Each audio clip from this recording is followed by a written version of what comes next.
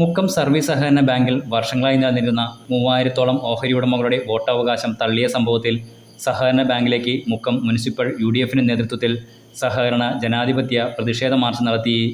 മുക്കം ടൗണിൽ നിന്നും ആരംഭിച്ച മാർച്ചിനെ ബാങ്കിൻ്റെ വെളിപ്പാടകലെ 40 മീറ്റർ അകലെ വെച്ച് മുക്കം പോലീസിൻ്റെ നേതൃത്വത്തിൽ തടഞ്ഞു. ബാങ്ക് ഭാഗത്തെ വഴിയിൽ വടം വലിച്ചു കെട്ടി പോലീസ് പ്രതിരോധം തീർത്തു. ഇത് മറികടക്കാൻ സമരക്കാർ ശക്തമായ മുദ്രാവാക്യവുമായി അല്പനേരം പോലീസുമായി ഉന്തും തള്ളുമുണ്ടായി. അടുത്ത മാസം 6-ന് ബാങ്ക് തിരഞ്ഞെടുപ്പ് നടക്കേണ്ടതാണ്. ഇതിൻ്റെ ഭാഗമായാണ് പ്രതിഷേധമുയർന്നത്. അതേസമയം ഒക്ടോബർ 6-ന് നടക്കേണ്ട മുക്കം സഹകരണ ബാങ്ക് തിരഞ്ഞെടുപ്പ് കോടതി സ്റ്റേ ചെയ്തതായി വിവരമുണ്ട്. March DCC president advocate K. Praveenkumar ഉദ്ഘാടനം ചെയ്തു. CPM ബാങ്കിനെ പിൻവാതിലിലൂടെ പിടിക്കാനുള്ള ശ്രമമാണ് നടത്തുന്നത്. അതിനുള്ള കലക്കിയ വെള്ളവുമായി കാത്തിരിക്കേണ്ട, UDF ഉണ്ടെങ്കിൽ ഞങ്ങൾ തന്നെ പിടിച്ചെടുക്കും, അദ്ദേഹം തുടർന്നു പറഞ്ഞു. ഈ ബാങ്ക് പിൻവാതിലിൽ പിടിക്കാൻ CPM ശ്രമം നടത്തുന്നു.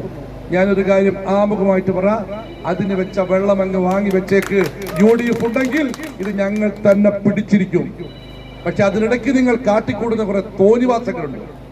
ഒരു 15,000 മുതൽ 18,000 മെമ്പർഷിപ്പ് മാറ്റി.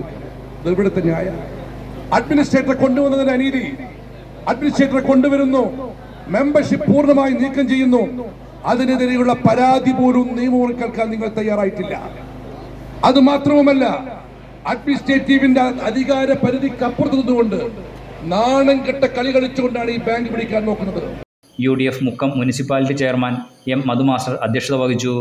KPCC member PC Habib Thampi, DCC സെക്രട്ടറിമാരായ നിജേഷ് അരവിന്ദ്, ദിനേഷ് പൈ പെരുമണ്ണ, മുസ്ലിം ലീഗ് നിയോജക മണ്ഡലം president CK Kasim, general secretary PG Muhammad, DCC member MT Ashraf തുടങ്ങിയവർ സംസാരിച്ചു.